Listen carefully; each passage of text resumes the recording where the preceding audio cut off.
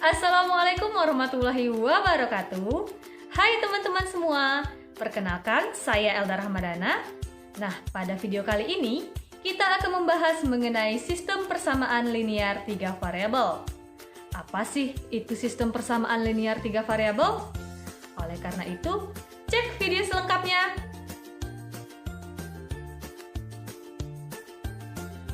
Baiklah, langsung saja kita masuki ke pembahasan yang pertama, yaitu mengenai konsep sistem persamaan linear 3 variabel.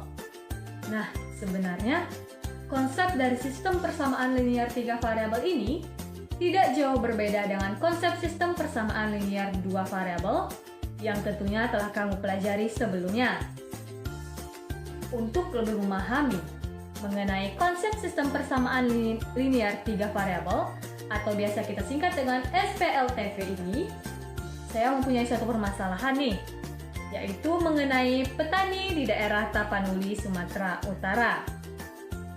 Nah, mata pencaharian rakyat di daerah Tapanuli pada umumnya bekerja sebagai petani padi dan palawija. Kemudian karyawan perkebunan karet, sawit, dan juga coklat. Walaupun ada sebagian yang bekerja sebagai pedagang, khususnya yang tinggal di daerah wisata Danau Toba. Namun sekarang, ada permasalahan yang dihadapi para petani di Kecamatan Porsea, Kabupaten Toba, Samosir. Hal ini terkait pemakaian pupuk yang harganya cukup mahal.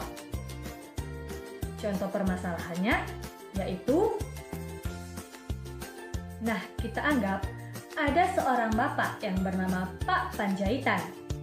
Pak Panjaitan ini memiliki 2 hektar sawah yang ditanami padi dan sudah saatnya diberi pupuk. Ada 3 jenis pupuk yang harus disediakan, yaitu pupuk urea, pupuk SS, dan pupuk TSP. Ketiga jenis pupuk inilah yang harus digunakan para petani agar hasil panen padi maksimal. Harga tiap-tiap karung pupuk yaitu untuk pupuk urea seharga Rp75.000, untuk pupuk SS seharga Rp120.000, dan untuk pupuk TSP seharga Rp150.000. Pak Panjaitan membutuhkan sebanyak 40 karung untuk sawah yang ditanami padi.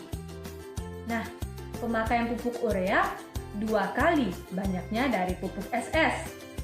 Sementara dana yang disediakan Pak Panjaitan untuk membeli pupuk adalah Rp4.020.000. Berapa karung untuk setiap jenis pupuk yang harus dibeli Pak Panjaitan? Nah, untuk menyelesaikan permasalahan ini, ada beberapa pertanyaan atau ada beberapa langkah yang harus kita lakukan. Yaitu yang pertama, bagaimana sih menggunakan variabel untuk menyatakan banyak pupuk yang digunakan untuk setiap jenisnya? Kemudian yang kedua yaitu bagaimana sih menggunakan variabel untuk menyatakan hubungan harga setiap jenis pupuk dengan dana yang tersedia? Yang ketiga yaitu adakah variabel yang harus ditentukan nilainya? Kemudian bagaimana cara menentukan nilai variabel tersebut? Yang terakhir yaitu menjawab permasalahan kita, berapa karung pupuk yang harus dibeli Pak Panjaitan untuk setiap jenis pupuknya? Yuk, ikuti langkah penyelesaiannya. Pertama, tentunya kita harus mengetahui apa saja sih yang ada diketahui dalam permasalahan tersebut. Tentunya yang diketahui dalam permasalahan tersebut, yang pertama yaitu ada 3 jenis pupuk, yaitu pupuk urea, SS, dan TSP. Nah, harga tiap jenis pupuk ini berturut-turut, yaitu untuk pupuk urea seharga Rp75.000, untuk pupuk SS seharga Rp120.000, dan untuk pupuk TSP seharga Rp150.000. Kemudian, yang diketahui lagi dalam permasalahan tersebut yaitu banyak pupuk yang dibutuhkan adalah 40 karung. Kemudian pemakaian pupuk urea 2 kali lebih banyaknya dari pupuk SS, dan dana yang tersedia yaitu Rp4.020.000. Kemudian yang ditanyakan dalam permasalahan tersebut yaitu banyaknya pupuk dalam satuan karung yang diperlukan untuk tiap-tiap jenis pupuk yang harus dibeli Pak Panjaitan. Nah, kita misalkan dulu ini. Untuk menjawab pertanyaan dari langkah pertama tadi, yaitu kita misalkan X sebagai banyak jenis pupuk urea yang dibutuhkan dalam satuan karung. Kemudian Y adalah banyak jenis pupuk SS yang dibutuhkan. Yang ketiga yaitu Z sebagai banyaknya jenis pupuk TSP yang dibutuhkan. Nah, berdasarkan informasi yang telah kita peroleh dari permasalahan dan juga dari pemisalan yang telah kita buat, maka diperoleh hubungan-hubungan yaitu yang pertama, X ditambah Y ditambah Z sama dengan 40. Mengapa demikian? Karena X ditambah Y ditambah Z itu menyatakan jumlah seluruh pupuk yang dibutuhkan oleh Pak Panjaitan. Nah, jumlah seluruh pupuk yang dibutuhkan oleh Pak Panjaitan yaitu 40. Kemudian tadi kita peroleh informasi bahwa pupuk urea 2 kali lebih banyak dibutuhkan dari pupuk SS. Oleh karena itu, kita peroleh X sama dengan 2Y. Dan untuk hubungan harganya, kita peroleh 75.000X ditambah 120.000Y ditambah 150.000Z sama dengan Rp4.020.000. Kemudian untuk menyelesaikan permasalahan ini, terlebih dahulu kita harus mengingat tentang penyelesaian permasalahan pada sistem persamaan linear 2 variabel, di mana pada penyelesaiannya ada 3 metode, yaitu metode pertama menggunakan substitusi, yang kedua menggunakan eliminasi, dan yang ketiga menggunakan metode campuran, yaitu antara substitusi dan eliminasi. Nah, untuk mempermudah kita, dalam langkah penyelesaian ini kita menggunakan metode campuran. Nah, karena itu langkah pertama yang kita harus lakukan yaitu substitusikan persamaan 2, yaitu X sama dengan 2Y, ke dalam persamaan yang pertama, yaitu X tambah Y tambah Z sama dengan 40. Kemudian kita peroleh X tambah Y tambah Z sama dengan 40. Maka kita ganti nilai X-nya dengan 2Y. Oleh karena itu kita peroleh 2Y tambah Y tambah Z sama dengan 40. Nah, Y-nya ini bisa kita jumlahkan. 2Y ditambah Y yaitu 3Y. Jadi 3Y tambah Z sama dengan 40. Kita anggap persamaan ini menjadi persamaan yang keempat. Selanjutnya yaitu untuk langkah yang kedua, kita substitusikan persamaan 2 tadi ke dalam persamaan 3. Namun, untuk ribuannya kita eliminasi terlebih dahulu agar lebih mempermudah kita.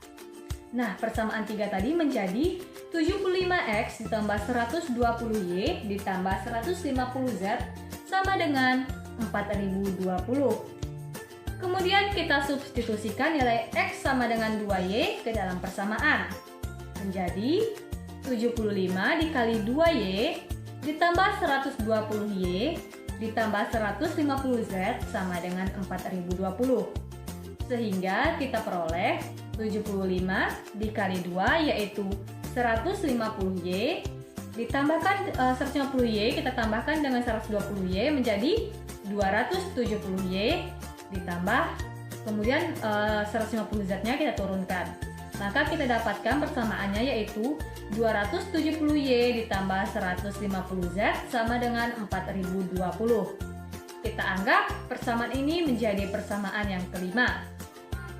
Kemudian untuk menentukan nilai Y dan Z ini, kita gunakan metode eliminasi terhadap persamaan 4 dan persamaan 5. Persamaan 4 tadi yaitu 3Y ditambah Z sama dengan 40, dan persamaan 5 tadi yaitu 27Y ditambah 15Z sama dengan 402. Nah, untuk mengeliminasinya, yaitu eliminasi ini kan kita menghilangkan salah satu variabelnya.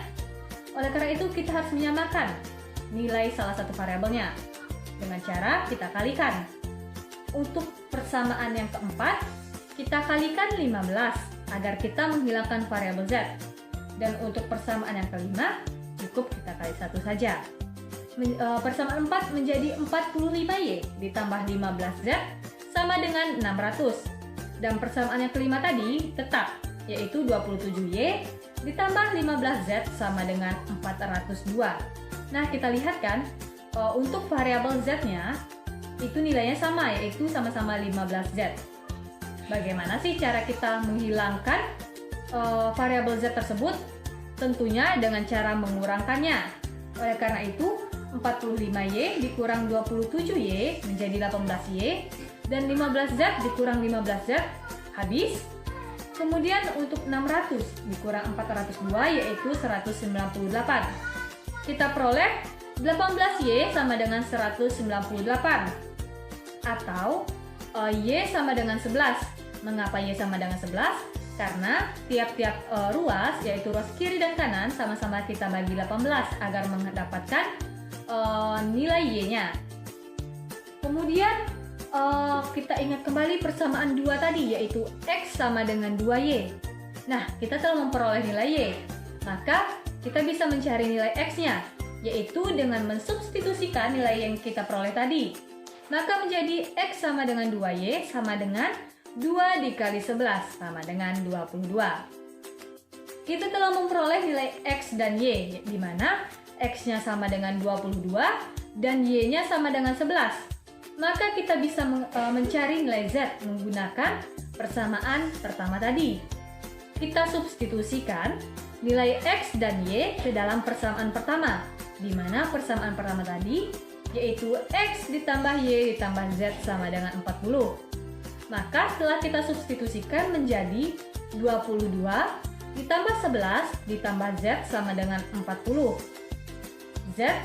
Kemudian 22 ditambah 11 yaitu 33. Jadi 33 ditambah Z sama dengan 40. Kemudian kita peroleh nilai Z-nya sama dengan 40 dikurang 33 sama dengan 7.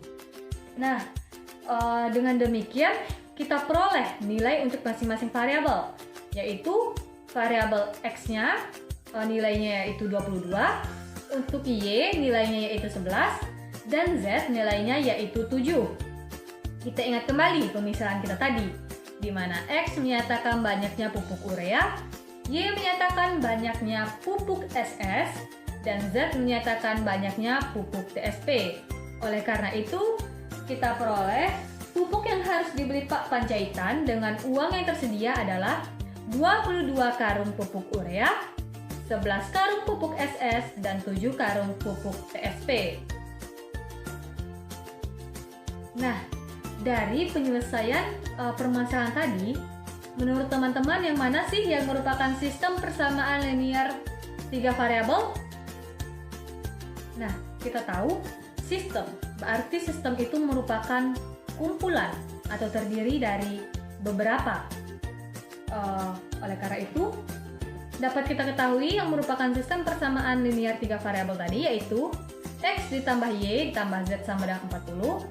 Kemudian ada X sama dengan 2Y, kemudian ada 75.000X ditambah 120.000Y ditambah 150.000Z sama dengan Rp4.020.000. Nah, dari semua permasalahan tadi, kita bisa menarik definisi nih, yaitu persamaan linear 3 variabel adalah suatu persamaan linear yang melibatkan 3 variabel, di mana untuk permasalahan tadi kita memisahkan variabelnya yaitu dengan X, Y, dan Z.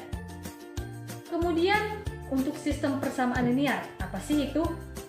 Nah, sistem persamaan linear adalah himpunan beberapa persamaan linear yang saling terkait dengan koefisien persamaan adalah bilangan real. Kemudian, apa sih itu sistem persamaan linear 3 variabel? Sistem persamaan linear 3 variabel adalah suatu sistem persamaan linear dengan 3 variabel. Kemudian kita dapat menarik kesimpulan bahwa bentuk umum dari sistem persamaan linear dengan 3 variabel X, Y, dan Z adalah A1X ditambah B1Y ditambah C1Z sama dengan D1. Kemudian A2X ditambah B2Y ditambah C2Z sama dengan D2. Kemudian A3X ditambah B3Y ditambah C3Z sama dengan D3.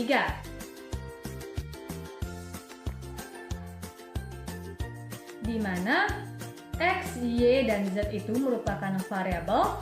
Kemudian A1, A2, dan A3 itu merupakan koefisien dari variabel X. Kemudian B1, B2, B3 merupakan koefisien dari variabel Y, dan C1, C2, C3 merupakan koefisien dari variabel Z. Dan D1, D2, dan D3 merupakan konstanta persamaan. Kemudian, syarat-syarat untuk sistem persamaan linear 3 variabel ini yaitu yang pertama, terdapat beberapa persamaan linear 3 variabel. Yang kedua, variabel-variabelnya saling terkait. Kemudian yang ketiga variabelnya memiliki pangkat 1. Kemudian yang keempat yaitu menggunakan relasi tanda sama dengan. Selanjutnya, yuk kita coba perhatikan beberapa sistem persamaan linear 3 variabel yang telah disajikan ini. Yang pertama yaitu diberikan SPLTP 2X ditambah 3Y ditambah 5Z sama dengan 0, dan 4X ditambah 6Y ditambah 10Z sama dengan 0. Nah, sistem persamaan linear ini memiliki lebih dari satu penyelesaian. Misalnya 3, negatif 2, 0, di mana 3-nya untuk X, negatif 2-nya untuk Y, dan 0 untuk Z. Kemudian bisa juga negatif 3, 2, 0, dan termasuk juga 0,0,0. Selain itu, kedua persamaan ini memiliki suku konstan atau suku konstanta yaitu 0. Nah, apabila penyelesaian suatu SPLTP tidak semuanya 0, maka SPLTP itu memiliki penyelesaian yang tidak trivial. Untuk contoh kedua yaitu diketahui SPLTP 3X ditambah 5Y ditambah Z sama dengan 0. Kemudian 2X ditambah Y ditambah Z sama dengan 0. Dan X dikurang 2Y ditambah Z sama dengan 0. Nah, sistem persamaan linear ini memiliki suku konstanta sama dengan 0 dan mempunyai penyelesaian tunggal, yaitu untuk nilai X-nya sama dengan nilai Y-nya sama dengan nilai Z-nya, yaitu sama-sama 0. Apabila suatu SPLTP memiliki himpunan penyelesaian X, Y, Z sama dengan 0,0,0, maka SPLTP tersebut memiliki penyelesaian trivial. Nah, dari dua sistem persamaan linear 3 variabel tersebut, dengan semua konstanta sama dengan 0, maka sistem persamaan linear 3 variabel tersebut disebut SPLTP homogen. Berarti bisa kita ketahui bahwa SPLTP homogen yaitu SPLTP dengan semua konstantanya sama dengan 0. Kemudian bila salah satu konstantanya tidak sama dengan 0, maka SPLTP tersebut tidak homogen. Nah, SPLTP yang homogen memiliki dua kemungkinan, yaitu yang pertama, hanya memiliki penyelesaian yang trivial. Yang kedua, memiliki penyelesaian non-trivial selain penyelesaian trivial, di mana penyelesaian trivial tadi yaitu di mana?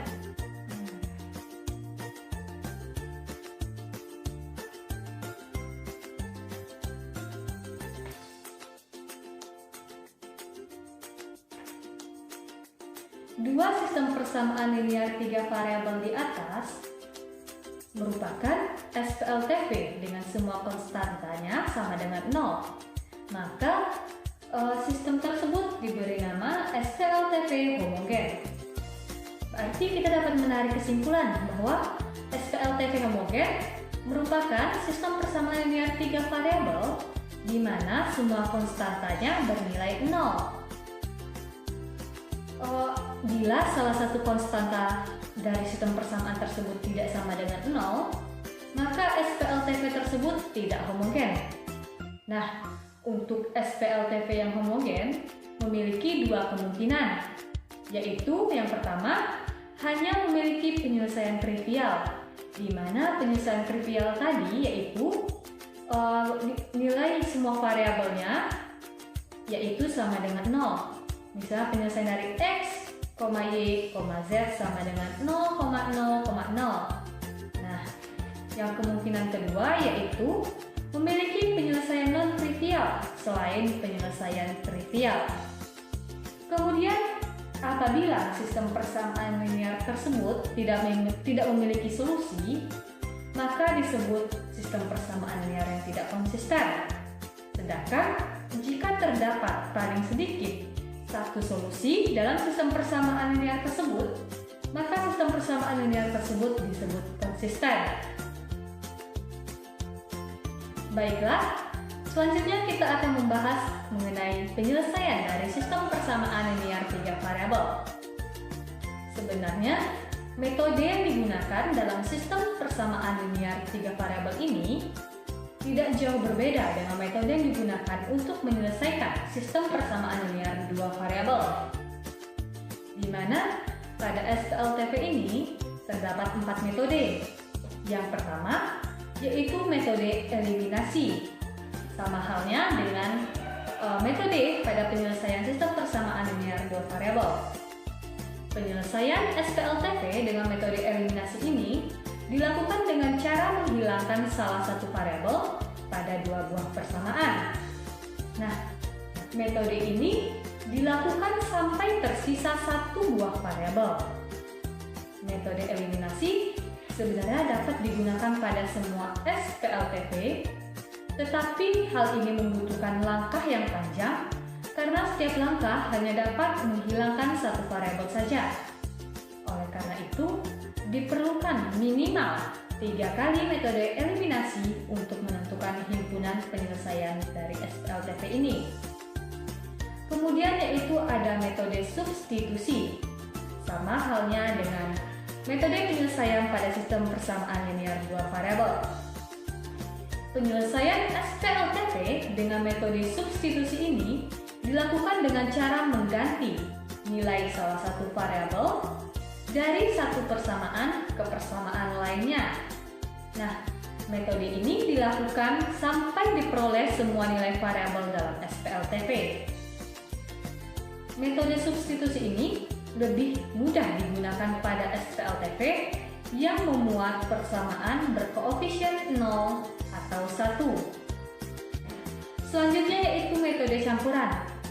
Nah, penyelesaian SPLTV dengan metode campuran ini dilakukan dengan cara menggabungkan antara metode eliminasi dan metode substitusi.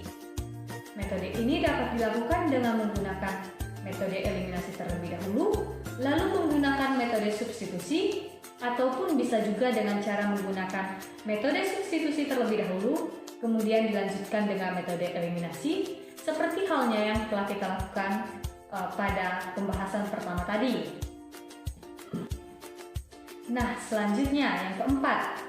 Yang keempat ini mungkin belum ada dilakukan pada penyelesaian sistem persamaan linear 2 variabel. Yaitu pada SPLTV ini kita bisa menggunakan metode determinan. Dengan metode determinan ini, bentuk umum dari sistem persamaan linear 3 variabel kita ingat kembali yaitu A1X ditambah B1Y ditambah C1Z sama dengan D1. Kemudian A2X ditambah B2Y ditambah C2Z sama dengan D2. Kemudian A3X ditambah B3Y ditambah C3Z sama dengan D3. Kita ubah menjadi bentuk susunan bilangan atau menjadi bentuk matriks. Nah, dan diberi notasi D, Dx, Dy, Dz. Di mana untuk D yaitu terdiri dari matriks yang memuat A1, B1, C1, A2, B2, C2, A3, B3, C3. Nah, bagaimana sih cara mencari determinannya? Cara mencari determinannya, kita tambahkan kolom pertama, yaitu A1, A2, A3, kita buat di samping C1, C2, C3. Kemudian begitu juga untuk B1, B2, B3, kita tambahkan juga atau kita masukkan juga setelah dari A1, A2, A3 yang telah kita tambahkan tadi. Kemudian kita jumlahkan dari A1 dikali B2 dikali C3 ditambah B1 dikali C2 dikali A3 ditambah dari C1 dikali A2 dikali B3. Nah, dari penjumlahan ini kita kurangkan dengan hasil penjumlahan dari B1 dikali A2 dikali C3 ditambah A1 dikali C2 dikali B3 ditambah C1 dikali B2 dikali A3. Nah, itulah yang merupakan hasil determinannya. Kemudian untuk DX, DX-nya terdiri dari DX-nya yaitu matriks yang terdiri dari D1, B1, C1, D2, B2, C2, D3, B3, C3. Kalau kita lihat sepintas, hal ini hampir sama dengan D. Namun, untuk kolom pertamanya, di mana D tadi kolom pertamanya terdiri dari A1, A2, dan A3. Nah, nilai A1, A2, A3 ini kan merupakan koefisien dari variabel X. Makanya untuk DX, kita gantikan A tersebut dengan D. Menjadi kolom pertama untuk DX itu yaitu D1, D2, D3. Nah, untuk mencari determinannya, sama halnya langkahnya dengan kita mencari determinan dari D tadi. Kemudian untuk DY. Nah, DY ini sebenarnya langkahnya hampir sama dengan DX tadi. Namun DX tadi kita mengganti koefisien dari variabel X, kita ganti dengan konstanta. Nah, untuk DY ini kita ganti koefisien dari Y dengan konstanta. Menjadi DY sama dengan A1 D1 C1, A2 D2 C2, A3 D3 C3. Untuk mencari determinannya, sama halnya langkahnya dengan mencari D tadi.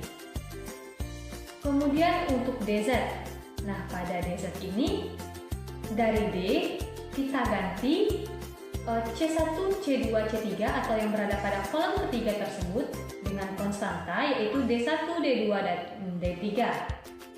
Oleh karena itu, kita peroleh DZ sama dengan matriks yang terdiri dari entry-nya A1, B1, D1, A2, B2, D2, A3, B3, D3. Nah, untuk mencari determinannya sama halnya dengan yang tadi.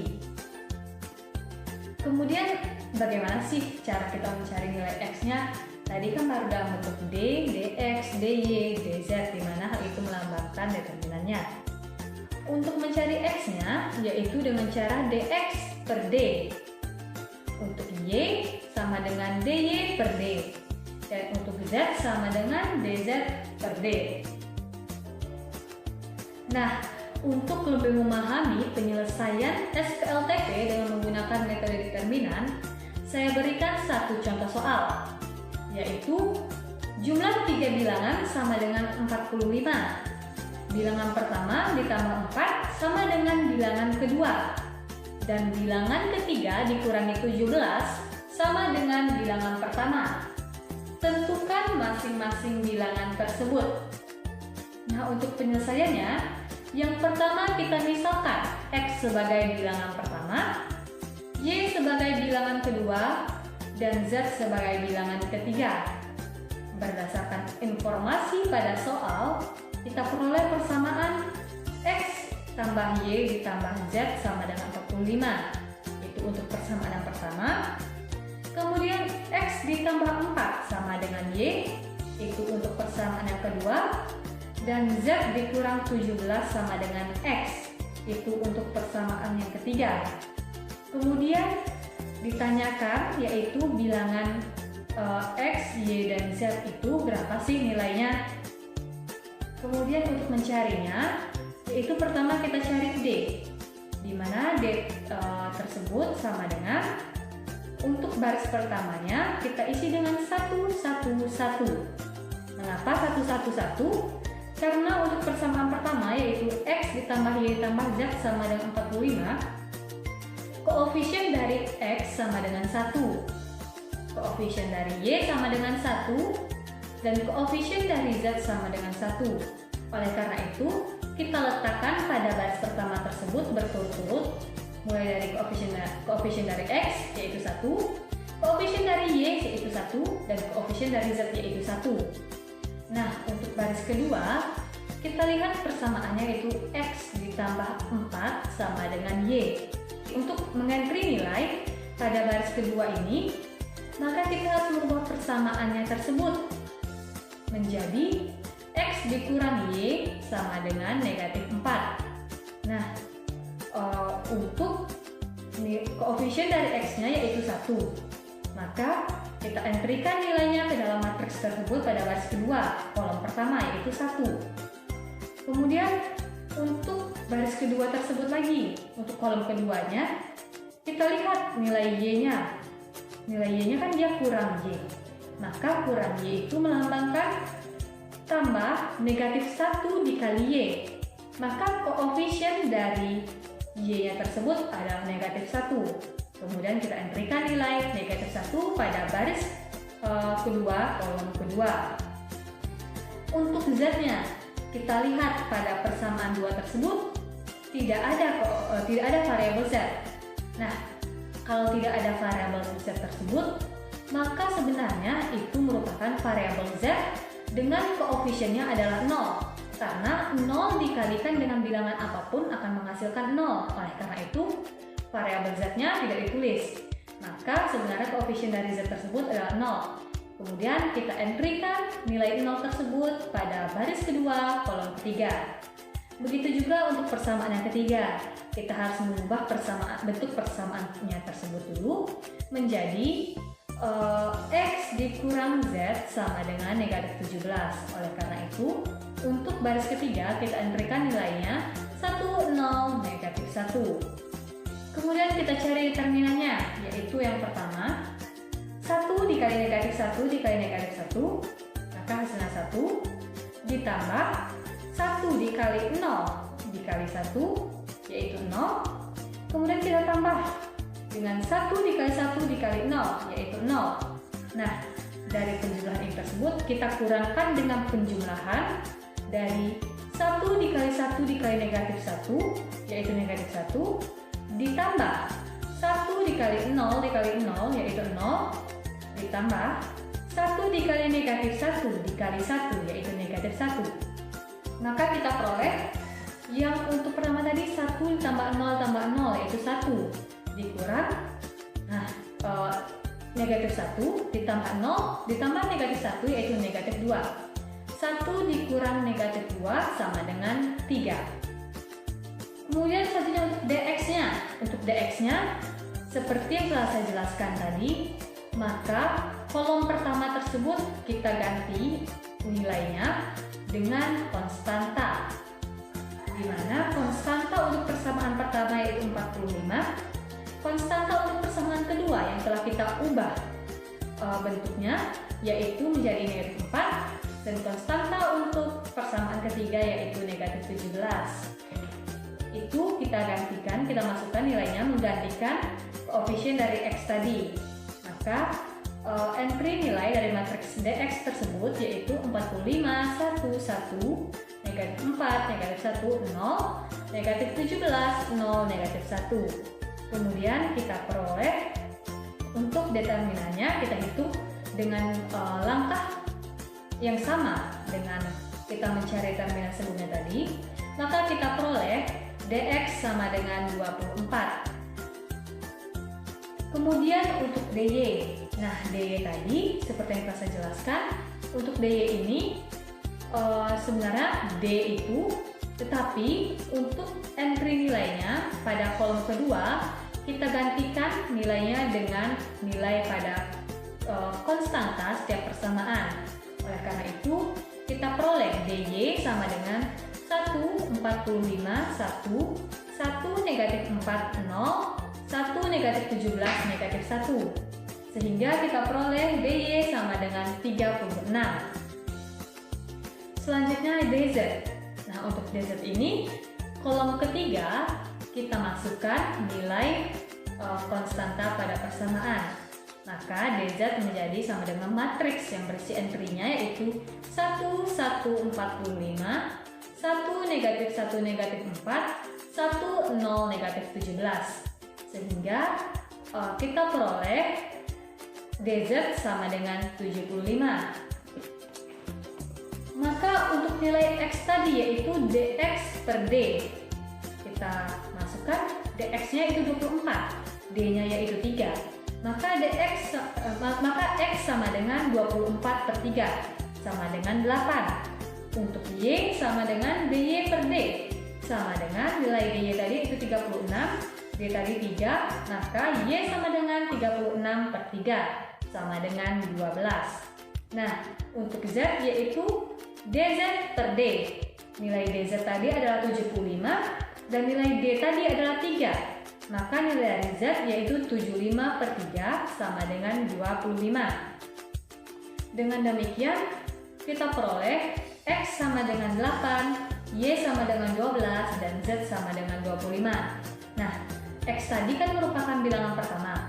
Maka bilangan pertamanya yaitu 8, bilangan keduanya yaitu 12, dan bilangan ketiganya yaitu 25. Oleh karena itu, 3 bilangan yang kita cari tadi yaitu 8, 12, dan 25. Baiklah, sekian penjelasan materi dari saya. Mohon maaf apabila ada kesalahan. Saya akhiri dengan wassalamualaikum warahmatullahi wabarakatuh.